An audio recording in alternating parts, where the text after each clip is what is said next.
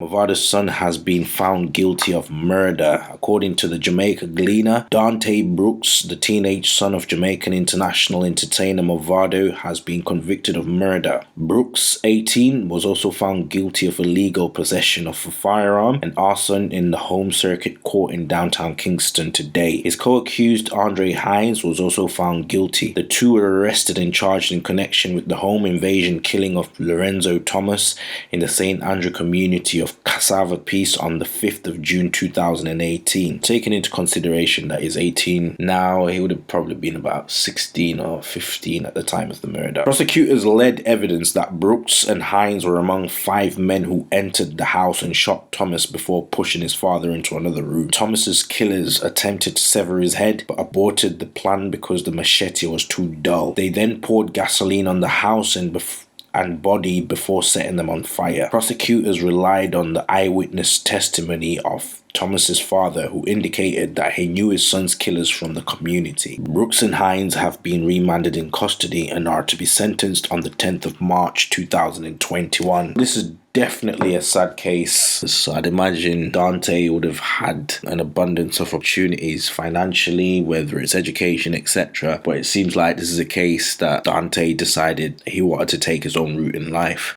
It's understood that Mavado did try his best to sway his son away from the gangster life, tried to keep him away and shield him from the street life, moved him out of the community, but Dante insisted on staying around the acidic community and was more in pursuit of a status, especially with the clout that he had of being one of the greatest entertainers' sons. And I understand also that Mavado must have been involved in a situation that Dante felt that his father was disrespected, and in trying to defend his father's honor and respect and clout in the community, he ended up in the situation that he's in. Is his father accountable? I don't think so. I can imagine the court of opinion on social media will be pointing at his father, given the content of music that he tends to put out. You know, the gangster music, the gangster for life image, which fortunately a parent can only do so much. Kids sometimes, with